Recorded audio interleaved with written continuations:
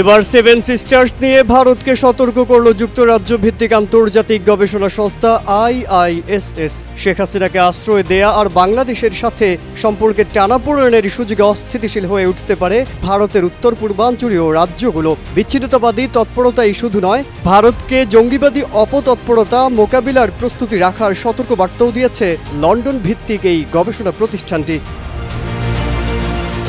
কোটা সংস্কার ঘিরে শিক্ষার্থীদের আন্দোলনের মুখে ৫ আগস্ট পদত্যাগ করে ভারতের আশ্রয় নেন সাবেক প্রধানমন্ত্রী শেখ হাসিনা।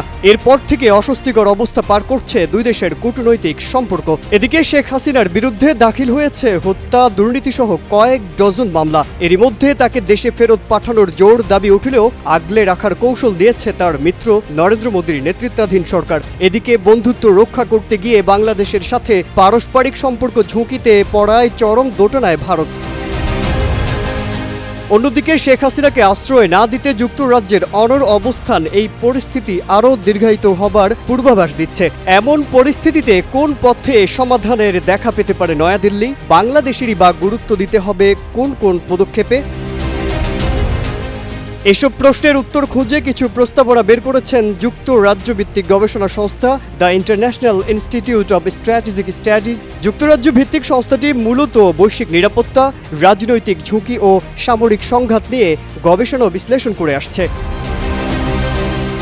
স্বৈরাচারী শাসক শেখ হাসিনার পক্ষ নেয়ায় বাংলাদেশের অন্তর্বর্তী সরকারের সাথে সম্পর্ক উন্নয়নের ক্ষেত্রে চ্যালেঞ্জের মুখে পড়বে ভারত। শুধু তাই নয়, ভারতের উত্তর পূর্বাঞ্চলীয় রাজ্যগুলো, বিশেষ করে সেভেন সিস্টার্স হিসেবে পরিচিত আসাম, মণিপুর, অরুণাচল সহ 7 রাজ্যে বিচ্ছিন্নতাবাদী তৎপরতা বৃদ্ধির আশঙ্কা করছেন বিশ্লেষকরা। আগে থেকেই পাকিস্তান ও চীন সীমান্তে সহিংসতা নিয়ে বিপাকে ভারত। এমন পরিস্থিতিতে বাংলাদেশ লাগোয়া সীমান্তেও নিরাপত্তা ঝুঁকি তৈরি হলে তা মোকাবেলা করা সহজ হবে না, এমনটাই বলেন লন্ডন ভিত্তিক এই সংস্থাটি।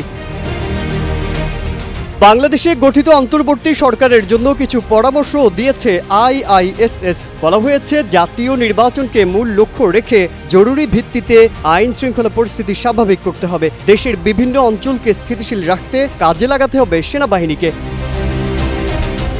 দ্রুততম সময়ের মধ্যে নির্বাচন আয়োজনের জন্য অন্তর্বর্তী সরকারের উপর বিএনপি সহ অন্যান্য দলের পক্ষ থেকে চাপ অব্যাহত রাখতে হবে। সেই সাথে বেগম খালেদা জিয়ার মুক্তি পুঁজি করে বিএনপিকে নির্বাচন কেন্দ্রিক সুবিধা তুলে নেওয়ার চেষ্টা জারি রাখতে হবে। আইন শৃঙ্খলা পরিস্থিতির পাশাপাশি অর্থনৈতিক সংকট মোকাবেলায় অগ্রাধিকার দেওয়ার পরামর্শ দিয়েছে আইআইএসএস।